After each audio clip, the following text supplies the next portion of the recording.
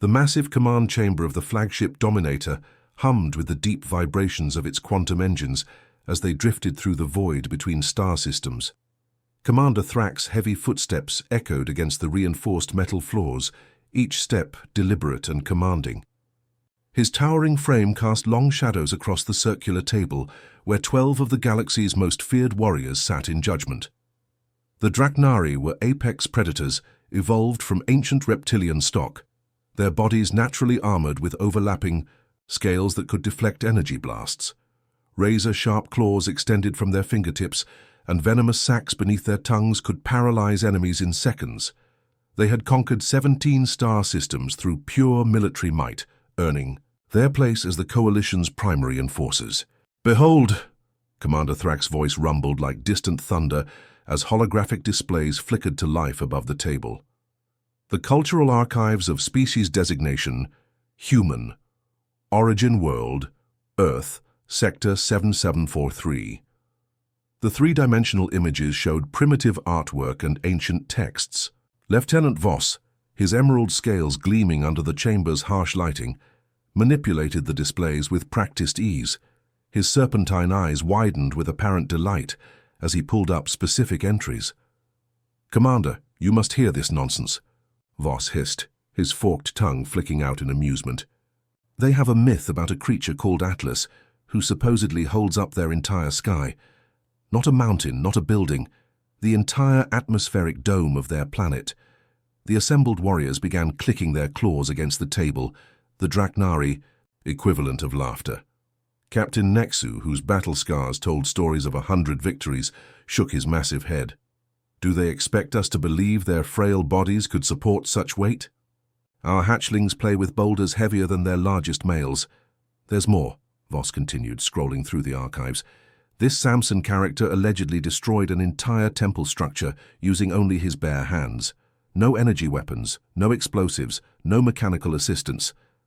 General Zeph, the oldest warrior present, slammed his armored fist onto the table with such force that the holographic projectors flickered. The sound rang through the chamber like a cannon blast. "Pathetic delusions of grandeur. These mammals have convinced themselves that fairy tales equal military capability." Commander Thrack circled the table slowly, his predatory gaze fixed on the floating images of humans. Their pale, soft skin looked vulnerable compared to natural Draknari armor. No visible weapons protruded from their bodies, no protective shells or toxic secretions. They appeared to be nothing more than clever scavengers who had stumbled onto space travel through accident rather than evolution. "Observe their physiology reports," Thrack growled, highlighting a medical scan. "Bone density 40% lower than ours. Muscle fiber tensile strength inadequate for real combat. No natural weapon systems whatsoever. Yet they dare request membership in the Galactic Defense Coalition." Lieutenant Korak, a younger warrior with bright blue scales, pulled up tactical assessments. "Their military technology is primitive but functional. However, they rely entirely on external tools. Strip away their machines and they become helpless prey animals." "Exactly my point," Thrack replied. "True warriors carry their weapons in their bodies. We need no artificial enhancements to tear through enemy lines. These humans cannot even survive their own planet's environment without artificial assistance."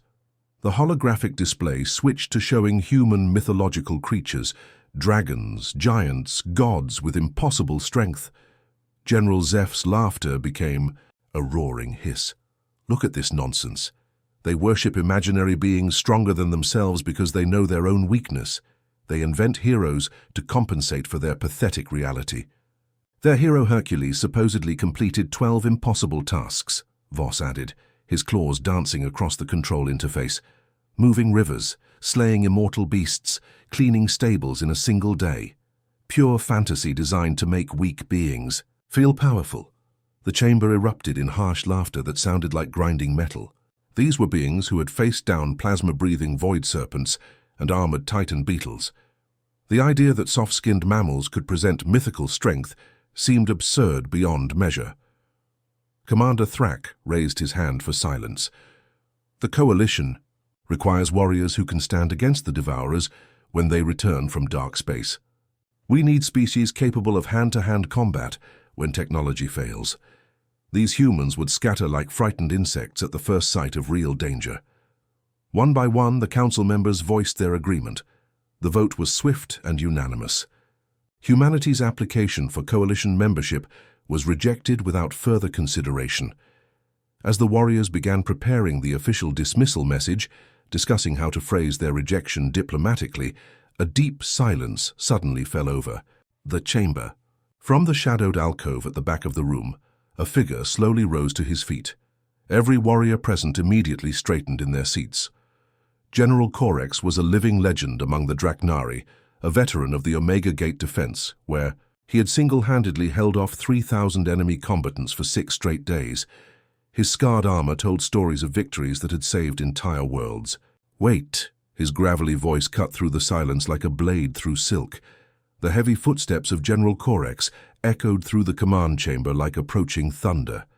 Every Draknari warrior in the room instinctively straightened as the legendary figure emerged from the shadows, where he had been silently observing their deliberations. His massive frame moved with the fluid grace of a predator, each step calculated and purposeful. The battle-scarred armor that covered his body told 1,000 stories of victory. Deep gouges from void serpent claws ran along his chest plate. Plasma burns from the siege of Kithra marked his shoulder guards. The ceremonial cape that flowed behind him was tattered from countless battles, yet worn with pride. This was not just any warrior. This was the living embodiment of Draknari military excellence. For 30 standard cycles, General Corex had been the backbone of their entire military structure. Commander Thrak himself had learned tactical formation fighting under Corex's guidance during the Nebula Wars. Lieutenant Voss owed his life to Corex's quick thinking during the asteroid field ambush at Proxima 7. Every single warrior present had either fought beside him directly or studied his legendary battle strategies in military academy. The chamber's lighting systems automatically adjusted as he moved forward, casting dramatic shadows across his imposing figure. His armor gleamed with a dull metallic sheen, polished smooth in some places by years of wear, deliberately scarred in others as trophies of defeated enemies. The ceremonial helmet he wore was a masterwork of Draknari craftsmanship, carved from the skull of a titan beast and inlaid with precious metals from conquered worlds. "Before you make this decision about the humans," Corex said, his voice carrying the weight of absolute authority, "there is something of critical importance that you must understand." The assembled warriors leaned forward in their seats. When General Corex spoke, even the highest-ranking commanders listened without question. His tactical genius had saved their empire from destruction more times than official records could count. During the Great Siege of Omega Gate, he had stood alone against impossible odds for 6 straight days and nights, never sleeping, never retreating, turning certain defeat into glorious victory through sheer force of will. His armored hands moved slowly toward his ceremonial helmet. The gesture was deliberate, almost ritualistic. Every eye in the chamber followed the movement as his clawed fingers found the release mechanisms that had been sealed for decades. Nobody present had ever seen General Corex without his battle helm. It was as much a part of his identity as his legendary sword or his tactical brilliance. The helmet's locking mechanisms disengaged with soft metallic clicks that seemed impossibly loud in the sudden silence. Steam hissed from the atmospheric seals as pressure equalized. With movements that seemed to stretch across eternity, he lifted the ancient helmet away from his head. The collective gasp that erupted from the Warrior Council sounded like air being sucked from a breached spacecraft hull, where they expected to see the familiar reptilian features of their own kind, the scaled skin, the predatory eyes, the razor-sharp dental ridges. Something completely impossible stared back at them. A human face looked out at the assembled Draknari warriors. Asian features, weathered by decades of warfare, marked by scars that told stories of battles fought across the galaxy. His dark eyes held depths of experience that spoke of command decisions that had saved millions of lives. Gray streaked through his black hair, evidence of the burden of leadership carried across countless campaigns. The silence that followed was absolute. Not even the usual background hum of the ship's systems seemed to penetrate the shocked atmosphere of the chamber. It was as if the entire universe had paused to process this revelation. "My name," he said with quiet dignity, "is not General Corex. I am Lee Hanbin, captain of the Earth Defense Forces, Special Operations Division, and I am human."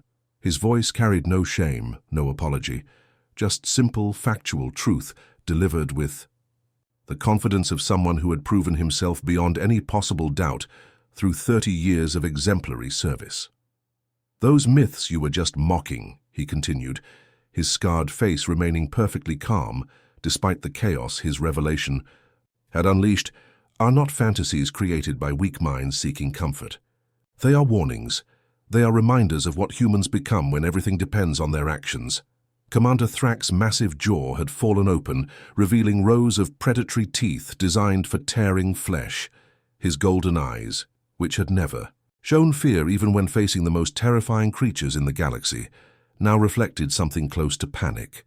The foundation of everything he believed about species hierarchy had just crumbled beneath his feet. Lieutenant Voss was making small, choking sounds, his serpentine throat constricting as he tried to process the impossible. His clawed hands trembled as they gripped the edge of the conference table. The warrior who had just been laughing at human weakness was staring at living proof that everything he thought he knew was wrong. Lee Hanbin's weathered human face showed the faintest trace of a smile. Not mocking, not cruel, but filled with the quiet satisfaction of someone who had just delivered the most important lesson these warriors would ever receive. "That is exactly what I came here to prove wrong," he said simply. The silence in the command chamber was so complete that the soft hum of life support systems seemed deafening. Lee Hanbin stood motionless in the center of the circle, his human features stark against the backdrop of towering reptilian warriors.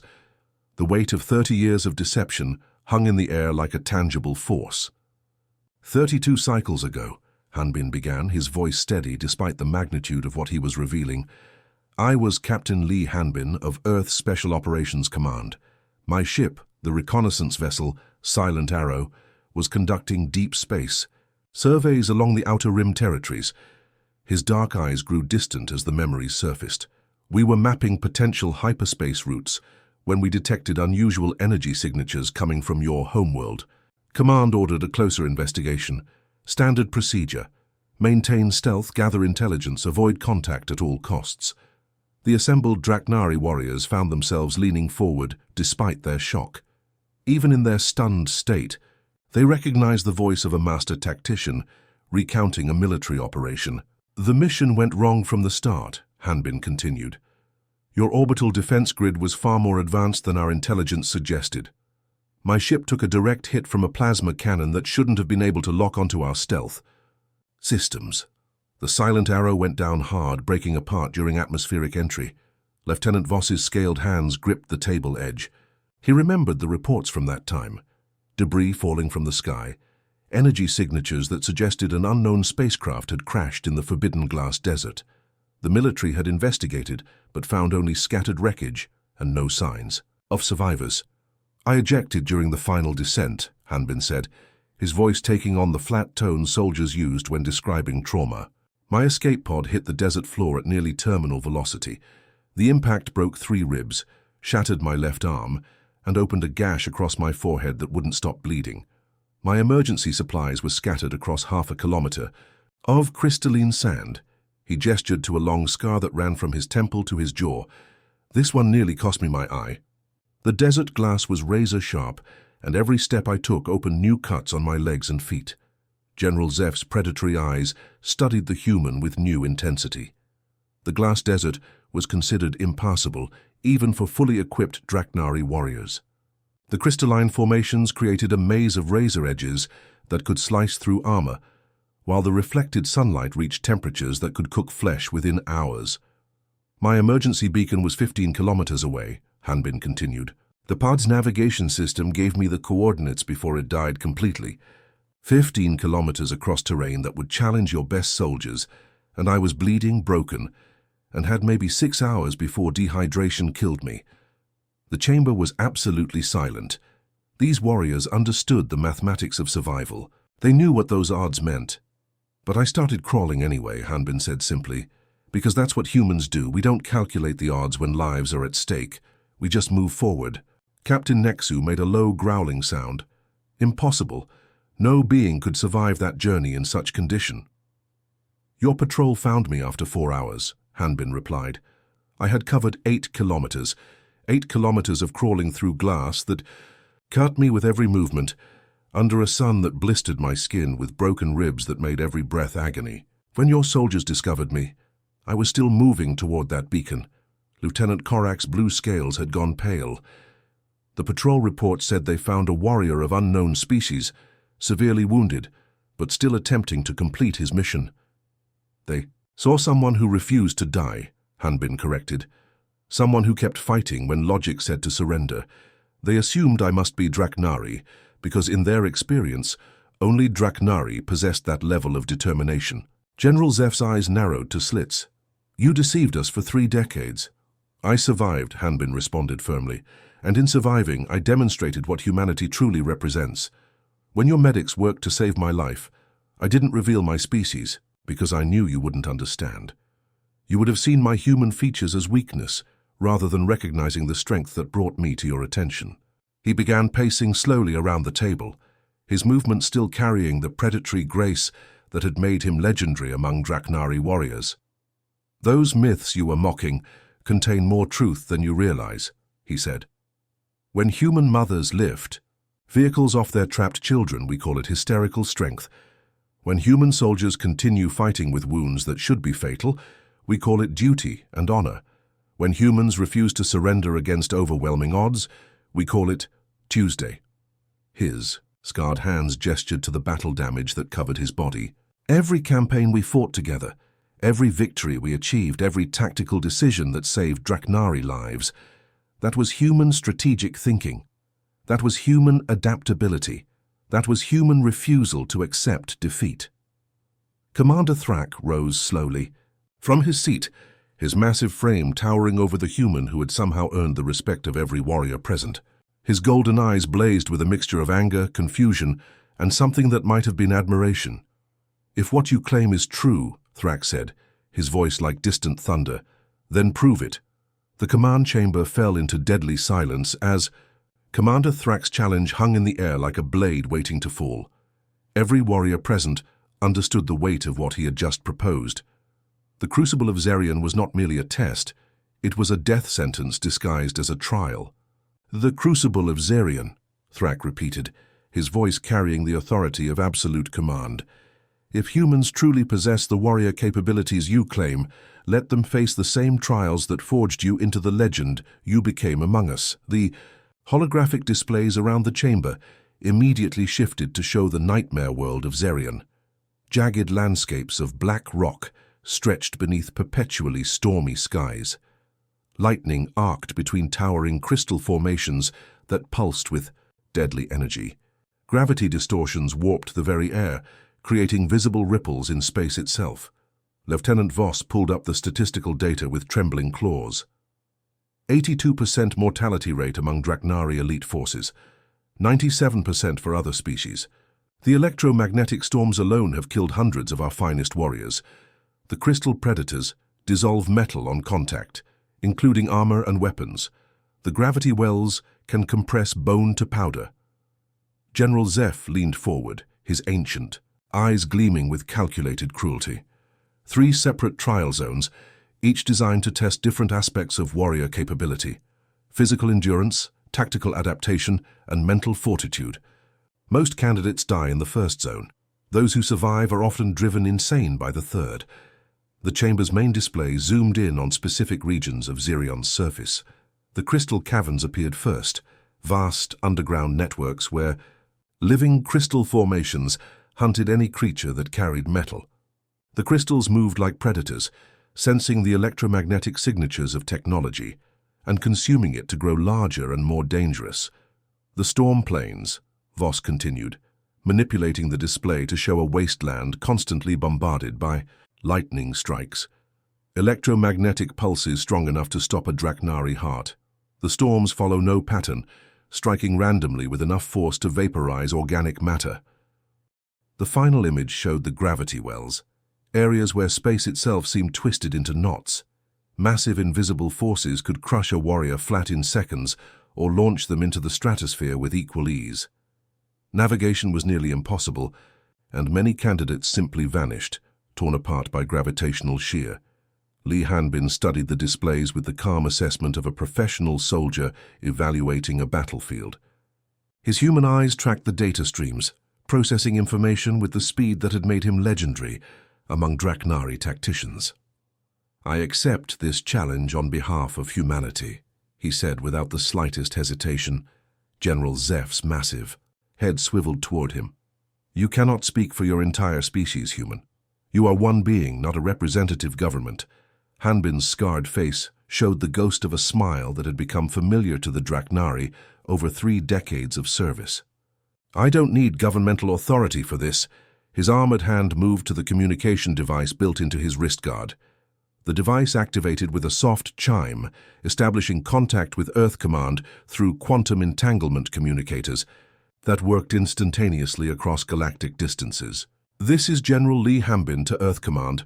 Priority Alpha clearance," he spoke into the device. "Confirm receipt." The response came immediately, the voice crackling with static from the long-range transmission. "Earth Command receiving, General. We've been monitoring your situation through deep space reconnaissance. 3 volunteer units are already en route to your coordinates." The assembled Draknari warriors exchanged glances of surprise.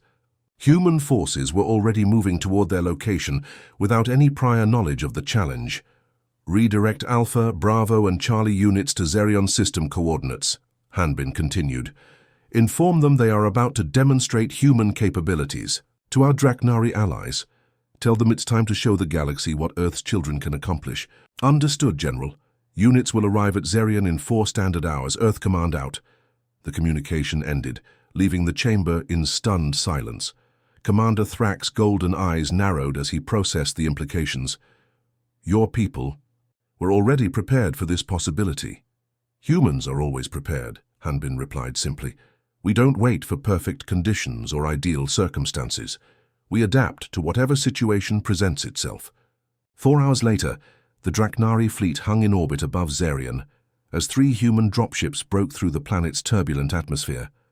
The vessels were smaller than typical Draknari craft, built for speed and maneuverability rather than overwhelming firepower. They dove through the electromagnetic storms like arrows, their pilots navigating the chaotic energy patterns with precision that impressed even veteran Draknari flight commanders. The first dropship touched down near the crystal caverns. Colonel Park Minho emerged with 49 human soldiers, their equipment streamlined and practical. Unlike Draknari warriors who relied on heavy armor and energy weapons, the humans carried lighter gear that could be quickly adapted to changing situations. Lieutenant Kim Nyan's team landed at the edge of the storm plains. Her soldiers immediately began setting up equipment that the watching Draknari didn't recognize. Strange devices that seemed designed to monitor and predict the chaotic lightning strikes. Captain Choi Dae-hyun led the 3rd team toward the gravity wells. His soldiers moved with careful precision, testing each step as they approached the twisted space where physics itself became unreliable. From orbit, thousands of Draknari warriors watched through surveillance feeds as 150 humans prepared to attempt trials that had broken their own finest soldiers. The trials began with a thunderclap that shook the planet's surface. The orbital surveillance feeds displayed impossible scenes across dozens of monitor screens in the Draknari command chamber. For 18 grueling hours, the assembled alien warriors had watched their most sacred trials being torn apart by human ingenuity. What they witnessed challenged everything they believed about warfare, survival, and the natural order of species hierarchy. The first breakthrough came from Colonel Park Minho's team in the crystal caverns. The predatory crystals that had devoured countless Draknari warriors began behaving strangely within hours of human arrival. Instead of hunting the soldiers, the crystalline formations started attacking each other with savage intensity. "How are they doing this?" Lieutenant Voss whispered, his scaled fingers dancing across the surveillance controls to get a better view. The answer became clear as the humans moved deeper into the caverns. Park Minho's soldiers had stripped metal components from their equipment and created a trail that led the hungry crystals directly into each other's territory. The crystals, driven by their need to consume metal, followed the bait and encountered rival formations. Their territorial instincts took over, and they began a feeding frenzy that cleared entire sections of the cavern system. They turned our deadliest predators into their own weapons, General Zeph growled, his ancient eyes reflecting something between admiration and horror. Meanwhile, Lieutenant Kim Nayeon's team was performing what could only be described as an elegant dance with death across the storm plains. The electromagnetic lightning that had killed hundreds of elite Draknari warriors was being harnessed by the humans as a power source. They had constructed strange devices from salvaged equipment that somehow predicted the chaotic storm patterns.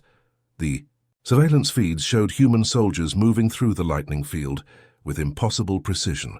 They wore metallic conductors that channeled electrical strikes safely around their bodies while powering improvised equipment. Where Draknari warriors tried to avoid the storms, humans were using them to recharge their gear and light their way. "Forward? This cannot be real," Captain Nexu muttered, watching a human soldier stand calmly as lightning struck the metal rod he held above his head. The electrical energy flowed through his insulated suit and into a device that began glowing with captured power. But it was Captain Choi Dae-hyun's team in the gravity wells that truly shattered Draknari understanding of physical limitations. The crushing gravitational forces that had compressed their warriors into paste were being treated by humans as training equipment. The soldiers moved through the wells in formation, using the variable gravity to build strength and coordination. The surveillance showed human warriors performing combat exercises, while gravity shifted from crushing weight to near weightlessness in seconds. They adapted their fighting techniques in real time, turning gravitational distortions into tactical advantages. Where heavy gravity slowed them down, they used the increased weight to build momentum for devastating attacks. In low gravity zones, they moved with fluid grace that allowed impossible acrobatic maneuvers. "They are not fighting the environment," Commander Thrak observed, his voice filled with dawning understanding. "They are becoming part of it." 18 hours after the trials began, the final human soldier emerged from Zerion's hostile surface. The surveillance feeds showed all 150 humans gathering at the extraction point, their equipment battered, but their spirits clearly unbroken. They had not merely survived the crucible of Zerion, they had conquered it with methods that no other species had ever conceived. The command chamber fell into absolute silence as the implications sank in. The trials that claimed 8 out of every 10 Draknari elite warriors had been completed by humans with 0 casualties. Not a single human life had been lost to challenges that had broken thousands of the galaxy's finest soldiers. Lieutenant Voss could barely whisper the words. "Impossible. No species has ever achieved such results. The mathematical probability of survival was..." "Used the environment as an ally instead of an obstacle?" Li Hanbin interrupted, his human voice cutting through the stunned silence. "That difference exists because you think like predators who must dominate everything around them. Humans think like survivors who must adapt to whatever circumstances they encounter." He stood before the assembled council, no longer concealing his humanity behind ceremonial armor. The scars on his face told stories of battles won through determination rather than overwhelming force. His dark eyes held the quiet confidence of someone who had just proven an impossible point. "You believed our ancient myths were too fantastic." "To be real," Hanbin continued, his voice carrying across the chamber with absolute authority. "The truth is far more terrifying than you imagined. We made those stories smaller and safer, so we wouldn't frighten the galaxy. Humans don't tell tales about heroes because we worship the impossible. We tell them because we refuse to accept that anything is truly impossible." Commander Thrak rose slowly from his seat, his massive reptilian frame seeming smaller somehow in the presence of human achievement. His golden eyes, which had burned with mockery hours earlier, now reflected something approaching religious awe. "The Draknari Empire formally withdraws its rejection of humanity's coalition application," he announced, his voice carrying the weight of historic decision.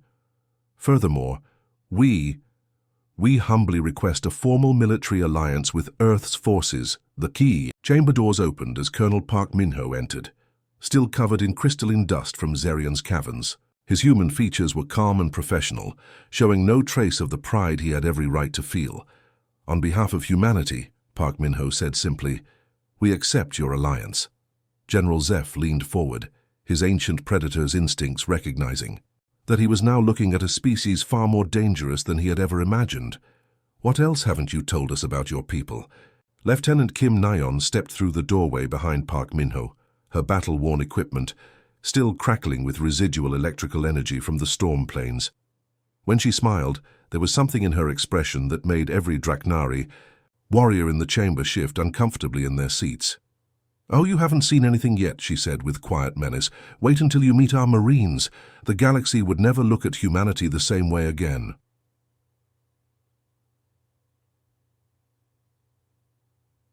The Antiteam.